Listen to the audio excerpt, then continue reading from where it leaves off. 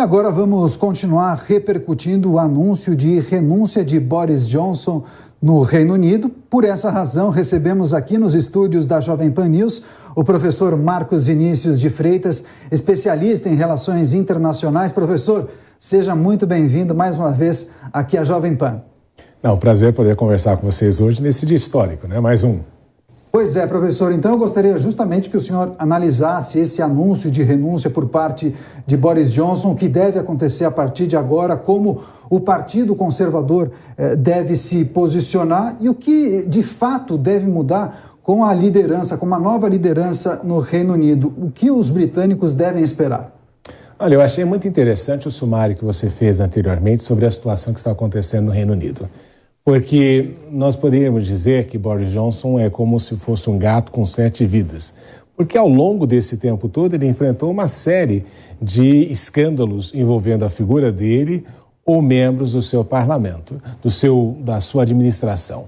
E o fato é que a última coisa que aconteceu foi justamente a questão do assédio sexual por alguém que ele havia indicado para ser justamente o responsável por manter o parlamento votando de acordo com as medidas do governo. Isso incitou e ensejou aí a saída de mais de 60 membros da sua administração, o que inviabiliza, porque você tem ali um sistema parlamentar onde a administração do governo vem do parlamento. E a partir do momento em que os membros da administração, que são do Partido Conservador, não querem mais estar no governo, ele perdeu justamente a base que legitimava a atuação dele como líder do partido. Então hoje, embora nós tenhamos anunciado tudo como renúncia do primeiro-ministro, ele renunciou à liderança do partido e ele continua primeiro-ministro. Muita gente agora tem dúvidas com relação à viabilidade de ele permanecer como ministro, como primeiro-ministro, quer se indicar ali o vice-primeiro-ministro dele para assumir temporariamente a posição, algo que seria inusitado na história do Reino Unido, mas ele deve permanecer nesta posição. Obviamente que existe questionamento quanto àquilo que ele poderá fazer, até que o partido se reúna novamente. Eles vão ter aí, a partir, acho que até dia 21 de julho, eles devem ter indicado 2 nomes, e aí o partido vai ter a escolha daquele que será o primeiro-ministro e será convidado pela rainha para assumir a posição de primeiro-ministro. Professor, nós vemos um fortalecimento dos movimentos de independência na Irlanda e na Escócia. Boris Johnson contribuiu para essa segregação no Reino Unido e também gostaria de saber a missão de Boris Johnson era retirar o Reino Unido aí, da União Europeia a qualquer custo, algo que ele acabou conseguindo. Na sua opinião, o Brexit foi positivo para os britânicos ou não? Essa é a questão fundamental com relação àquilo que está acontecendo com Boris Johnson, né? Não podemos esquecer que ele foi o garoto propaganda do Brexit em todo o processo. E agora o que a gente vê é que existem um problema fundamental, é que o Brexit nunca foi apoiado totalmente pela opinião pública britânica e nós temos ali, observamos divisões, mesmo no reino que a gente chama muitas vezes de reino desunido, porque você tem a Escócia, que era a favor da manutenção e a permanência na União Europeia, a Irlanda do Norte e até mesmo o país de Gales. O que aconteceu é que no interior da Inglaterra havia muita gente saudosa de uma época em que os britânicos tinham ali maior independência com relação à sua atividade parlamentar que poderiam fazer.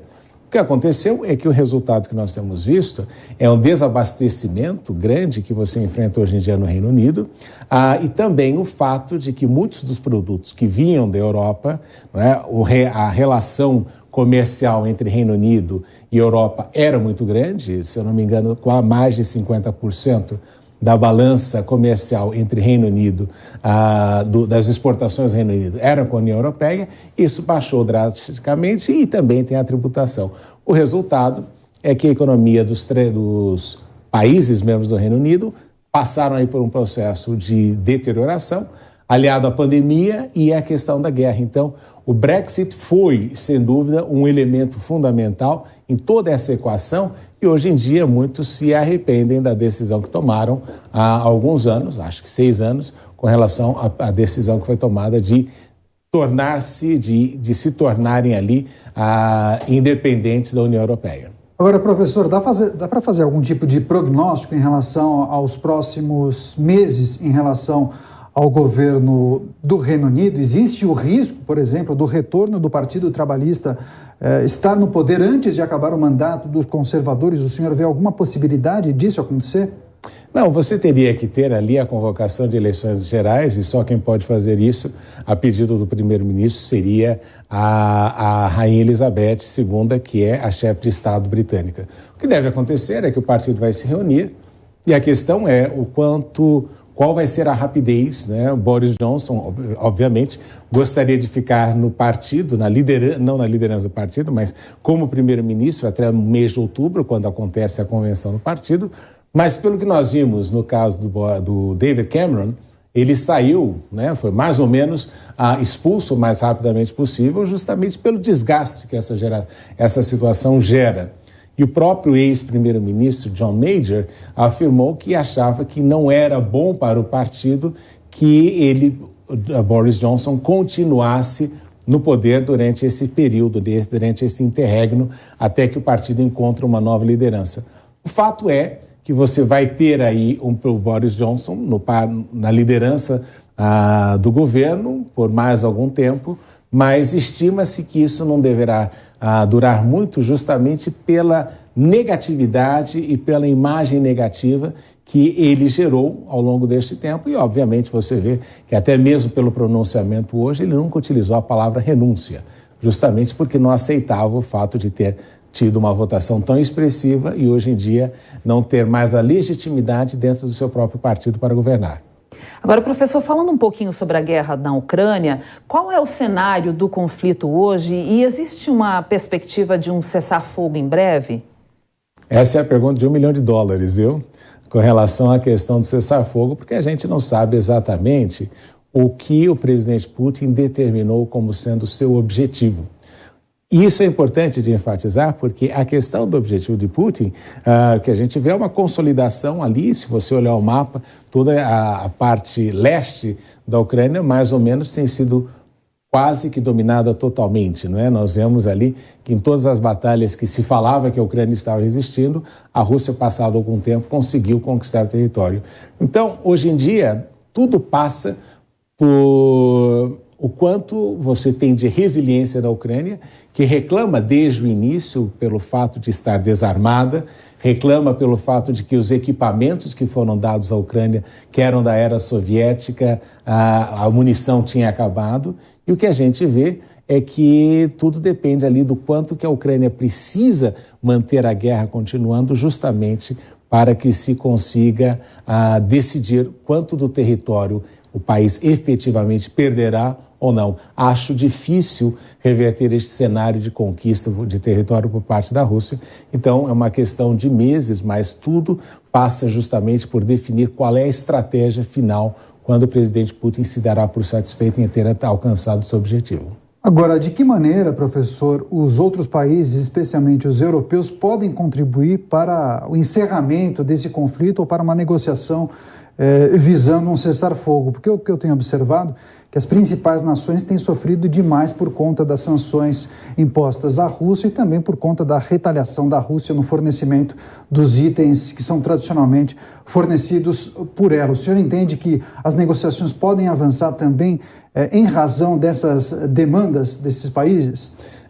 Numa das nossas conversas durante essa situação, eu comentei com vocês que as sanções, elas são uma faca de dois gumes, não é? Ao mesmo tempo que você afeta o país, você também é afetado pelas sanções que está implementando. E existe uma simetria nos resultados, porque você tem países que são mais dependentes do gás russo do que outros, não é? O Reino Unido, por exemplo, podia impor sanções que quisesse com relação ao gás russo, porque não tinha, por exemplo, a mesma dependência da Hungria, da própria Alemanha, como nós temos visto nesse processo todo. Então, as sanções têm este problema de não ter resultados lineares, porque existe uma simetria naqueles países que estão sancionando. Essa é a primeira coisa. Em segundo lugar, que a gente não pode esquecer também, é que tudo aquilo que foi implementado com relação às sanções, que nós imaginávamos até que a economia russa ia quebrar rapidamente, que o rublo não conseguiria se recuperar, o rublo foi uma das moedas que mais valorizou.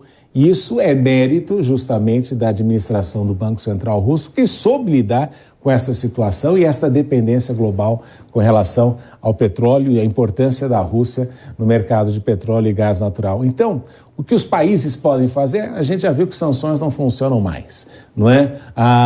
O isolamento da Rússia e a tentativa de estrangulamento, causada também por uma questão política entre aqueles líderes. Até o próprio Boris Johnson lucrava politicamente com a guerra da Ucrânia. Isso também começa a ser perdido à medida que a guerra vai sendo banalizada e caindo em segundo plano. Então, o fato importante aqui é que para encerrar esta guerra, você precisa colocar os dois lados na mesa de negociação e tentar ali uma estratégia em que cada um consiga fazer aquilo que os americanos chamam de salvar a sua cara, ou seja, cada um dar para a sua opinião pública a percepção de que não perdeu, mas que teve algum ganho. As perspectivas para a guerra na Ucrânia e também a crise política no Reino Unido em destaque nessa entrevista especial com o professor Marcos Vinícius de Freitas, especialista em relações internacionais, a quem agradecemos muito pela participação. Até uma próxima, professor. Prazer sempre estar com vocês.